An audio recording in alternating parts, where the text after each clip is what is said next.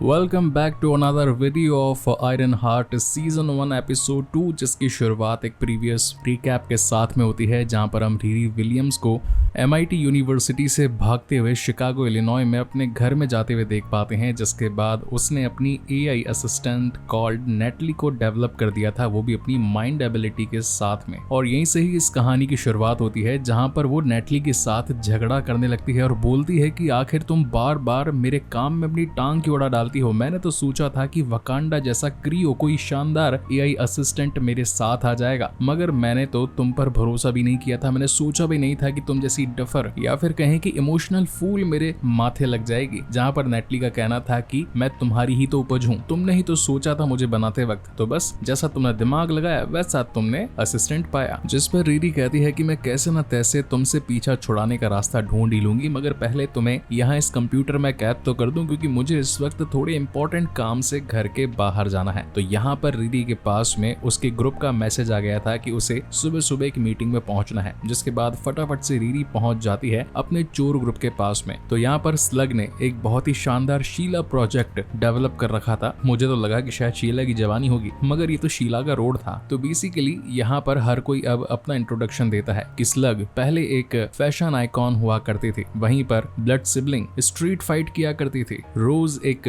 Pyro conductor थी जो कि बम बनाने में माहिर थी, वहीं जॉन जो कि इन सभी को रिक्रूट किया करता था। इन सभी को कहीं ना कहीं से किसी एक ऐसे हादसे से या फिर कैसे ऐसे मोमेंट से लिया गया था जहां पर इन्हें पैसों की जरूरत थी या फिर कुछ काम की नीड थी। और अब ऐसा करते करते इनके बीच में दोस्ती बढ़ जाती है और इनका प्लान ये था कि जो अंडरग्राउंड शीला प्रोजेक्ट चल रहा है, यानी कि सड़क के नीचे वाली टनल्स जहां पर कारें सुपर फास्ट स्पीड से, मतलब कि शायद 300 या 400 किलोमीटर पर आवर की तेज गति के साथ में एक जगह से दूसरी जगह पर पहुंचाई जा सकती है विदाउट एनी एक्सीडेंट। तो उस प्रोजेक्ट को इन्हें हैक करना था डेमो वर्जन का इन्वेस्टर्स को दिखाने से पहले। तो इस काम के लिए उन्हें आयरन सूट की जरूरत थी, जिस पर रीरी कहती है कि ठीक है, कल तुम्हें सूट मिल जाएगा और कल मैं टाइम पर पहुंच जाऊंगी। लेकिन घर आने पर उसे पता चलता है कि सूट तो खराब है, उसमें अभी भी काफी सारी मॉडिफिकेशंस करनी बाकी है। जहां पर AI इंटेलिजेंट नेटली उसे कहती है कि मैं एक ऐसे ब्लैक मार्केट के ब्लैक डीलर को जानती हूँ जिसके पास में तुम्हारी जरूरत का सारा सामान मिल जाएगा, और वो रहता है शहर के वेस्ट कॉर्नर में। तो यहाँ पर रीरी निकल पड़ती है बाहर उसके घर जाने के लिए, लेकिन सामान को कैसे लेकर के जाती, जहाँ पर छोटू लंदन आकर उसकी मदद करता है और बोलता है कि $40 लूंगा मैडम, क्योंकि महंगाई जो बढ़ गई है और ऊपर से कमाई धंधा भी इतना नहीं है। देखा जाए तो लंदन और तुम लोगों में कोई फर्क नहीं है, बिल्कुल इसी के जैसे हो। तो खैर रीरी यहाँ पर मिल जाती है जो नाम के एक बंदे से। अब यहाँ पर जो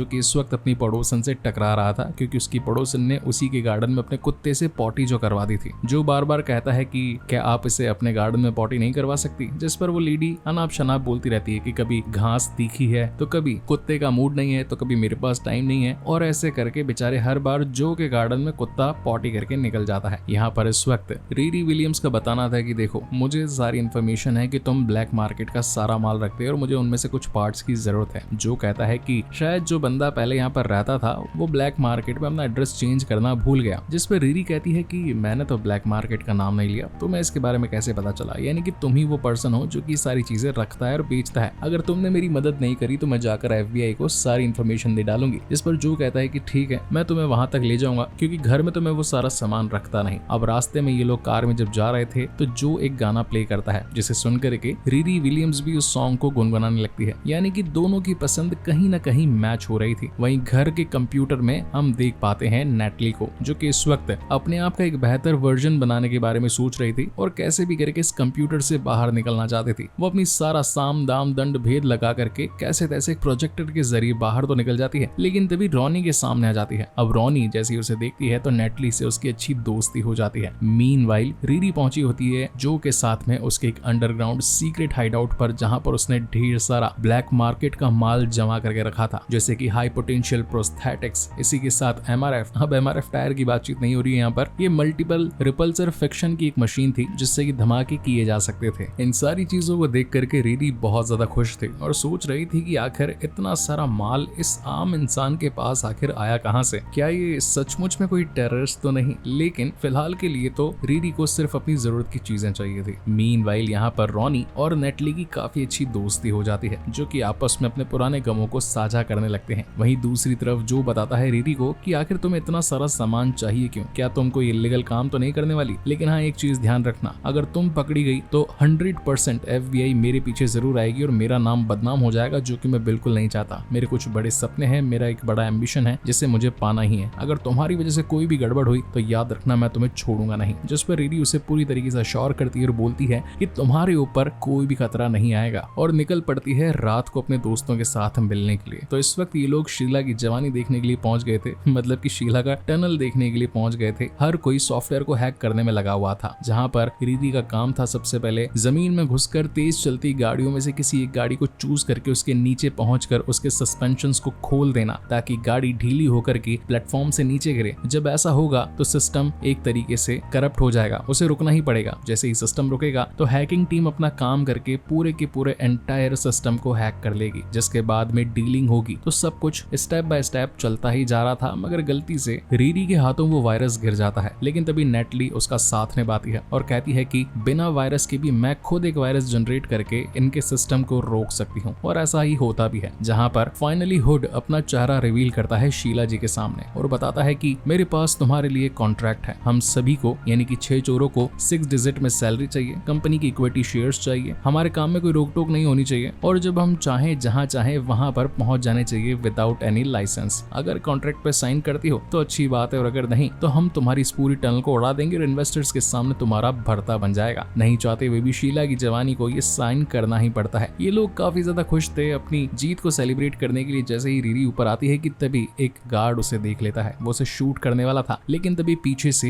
इनविजिबल हुड यानी कि पार्कर बीच में आ जाता है और अपनी ही बंदूक से एक ऐसी गोली चलाता है जिसका डायरेक्शन वो खुद के हिसाब से मोड़ के सीधा गार्ड के हाथ में मार देता है। इन चीजों को देख करके पहले रीरी शॉक में चली जाती है, क्योंकि ऐसा कभी पहले उसने देखा नहीं था। घर आने के बाद वो सोच में पड़ जाती है कि आखिर उसका ये सूट क्या क्या कर सकता है, क्योंकि कहीं ना कहीं उसकी सूट की मौजूदगी ने आर्टिफिशियल इंटेलिजेंस कॉल नेटली को पूरी तरीके से हैंग कर दिया था। जहां पर वो बाकी टीम से उसके बारे में पूछने लगती है तो रोज बताती है कि वैसे तो मैं उसके बारे में कुछ ज्यादा जानती नहीं हूँ, मगर उसने काफी बड़े बड़े काम किए हैं, काफी अच्छी अच्छी डील्स हमें उसके तरफ से ही मिली है। तो रीरी का आइडिया था कि अभी वैसे हुड घर पर है नहीं, तो हम उसके चोगे को थोड़ा सा एनालाइज करके ये चेक करते हैं कि आखिर उसके पास ही पावर्स आती कहाँ से, क्या वो कोई विजर्ड है, कोई एलियन है, या फिर माजरा कुछ और ही है। तभी रोज चुपके से उसके रूम में जाकर के हुड को पहन करके नीचे आ जाती है और चिल्लाने लगती है कि देखो मेरे पास तो सुपर पावर्स आ गई, मगर इतना गर्म क्यों है। कि तभी वहां पर जॉन पहुंच जाता है और रोज का सर फोड़ देता है और कहता है कि आज के बाद इसे पहनना मत। इसी बीच यहाँ पर पार्कर भी आ जाता है और कहता है कि ठीक है दोस्तों, जो हुआ सो हुआ, मगर मेरी चीजों से दूर रहने में ही तुम्हारी भलाई है। इन चीजों को रात भर रीरी सोचती ही रहती है कि तभी उसे याद आता है कि जेवियर ने उसे एक पार्टी में चलने के लिए कहा था, तो वो सीधा पार्टी में जेवियर के साथ पहुंच जाती है। यहाँ पर ये दोनों खूब सारी बातें करते हैं, खूब इंजॉय करते हैं, पुराने गमों को भुलाने की कोशिश करते हैं, जिसके बाद रीरी सीधा अपने घर आ जाती है, जहाँ पर उसकी माँ रोनी कहती है कि